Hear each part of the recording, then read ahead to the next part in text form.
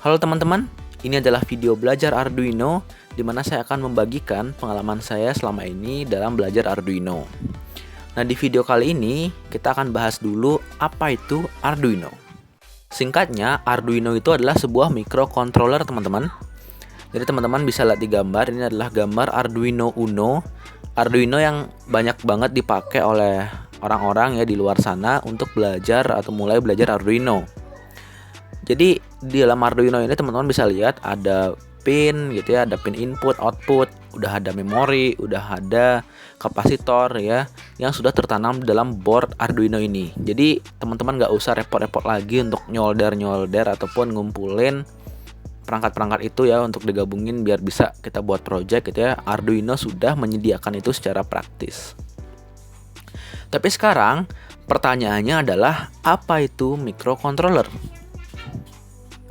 Jadi saya menemukan sebuah artikel teman-teman di classrobot.com yang mendefinisikan secara singkat apa itu microcontroller. Jadi menurut classrobot.com, microcontroller adalah sebuah sistem komputer yang fungsional dalam bentuk sebuah chip. Jadi di dalam chip ini udah ada memori, input, output gitu ya, yang sudah bisa teman-teman langsung gunakan secara praktis gitu. Istilahnya microcontroller ini adalah sebuah komputer mini yang sudah include semua yang saya sudah sebutkan tadi. Jadi teman-teman nggak usah lagi nyolder ataupun ngumpulin gitu ya. Teman-teman rangkai lagi banyak komponen-komponen lain gitu. Teman-teman tinggal pakai aja Arduino ya sebagai microcontroller. Nah, sebelum kita belajar lebih jauh tentang Arduino, kita juga perlu tahu teman-teman sedikit tidaknya tentang sejarah singkat Arduino sampai sekarang ya. Nah, pada awalnya Arduino ini adalah sebuah karya tesis dari Bapak Hernando Barragan, teman-teman. Jadi sebetulnya saya juga tidak tahu ya bagaimana cara mengucapkan nama beliau dengan benar, tapi beliau ini ingin membuat sebuah perangkat yang mudah dan murah digunakan. Karena sebelum adanya Arduino ini, teman-teman, kita tuh perlu nyari ataupun ngerangkai komponen-komponen tuh secara terpisah ya. Jadi kita cari kapasitor, kita rangkai, kita cari resistor, kita rangkai gitu ya. Jadi itu akan sedikit lebih ribet dan juga jatuhnya pasti akan lebih mahal sedikit ya. Beliau ini ingin membuat suatu perangkat yang bisa langsung digunakan praktis untuk membuat suatu project prototype gitu misalnya ya. Nah, tujuan itu sudah terpenuhi sampai sekarang ya teman-teman. Jadi Arduino ini sebelum menjadi Arduino yang sekarang kita bisa temui di pasaran gitu ya, sebelumnya sudah dikembangkan lagi oleh Massimo Banzi dan Bapak David Cartiles gitu ya. Saya juga tidak tahu bagaimana pengucapan yang benar, tapi beliau berdua ini sudah mengembangkan gitu Arduino yang dikembangkan oleh Bapak Hernando menjadi lebih baik lagi, lebih optimal lagi. Sehingga sekarang Arduino ini sudah sangat berkembang dan banyak sekali jenisnya. Ada Arduino Nano yang ukurannya cukup saya bilang kecil ya.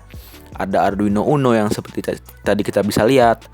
Ada juga Arduino Mega kalau misalnya teman-teman buat prototipe yang lebih besar gitu ya, lebih besar dan lebih kompleks. Teman-teman bisa pakai Arduino Mega. Jadi Arduino ini sekarang sudah sangat berkembang ya. Jadi nggak ada salahnya lagi teman-teman untuk belajar Arduino. Di marketplace pun itu teman-teman dengan mudah bisa memesan dan bisa mendapatkan Arduino. Nah, mengapa sih kita perlu belajar Arduino gitu ya? Sedangkan banyak sih yang lain gitu ya, seperti Intel Galileo misalnya ataupun Raspberry gitu. Banyak, tapi kenapa sih kita harus belajar Arduino gitu ya? Kenapa kita milihnya Arduino?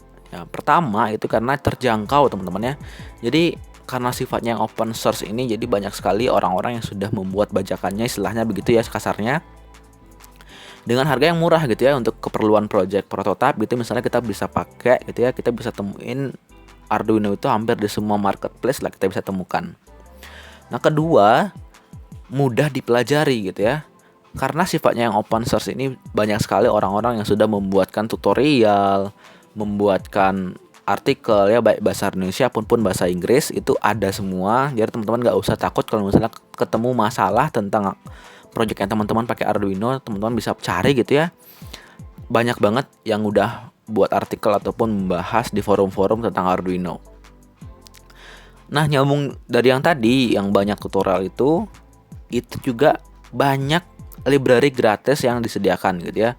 Jadi kalau misalnya kita beli sensor ataupun beli komponen-komponen dari Arduino gitu ya, itu nanti kita bakal butuh library gitu untuk menyederhanakan programnya kan. Nah, library-library ini nih biasanya sudah tersebar secara gratis, teman-teman bisa download aja dari GitHub ataupun dari YouTube. Itu udah banyak banget tersebar. Jadi teman-teman nggak usah khawatir kalau misalnya belajar Arduino. Yang keempat adalah bersifat open source. Tadi saya udah bilang ya, banyak banget tentang open source itu. Kalaupun teman-teman nanti udah mahir ya dengan Arduino ini, udah expert lah, udah mendalami banget gitu ya, teman-teman bisa kok buat Arduino-nya versi teman-teman sendiri gitu. Jadi karena kemudahan ini, banyak banget orang-orang yang pengen belajar Arduino dan pengen mendalami Arduino. Nah, terakhir itu terdapat banyak komunitas Arduino di Indonesia. Jadi kalau teman-teman bisa lihat ya, itu di Telegram mau di website gitu, di YouTube itu udah banyak banget orang-orang yang membuatkan video tentang Arduino. Jadi teman-teman nggak usah khawatir karena komunitas Arduino itu besar banget di Indonesia terutama ya. Oke, terima kasih teman-teman sudah nonton videonya sampai akhir. Saya mohon maaf jika ada kesalahan ataupun kekurangan saya dalam menyampaikan materi tentang Arduino ini. Dadah.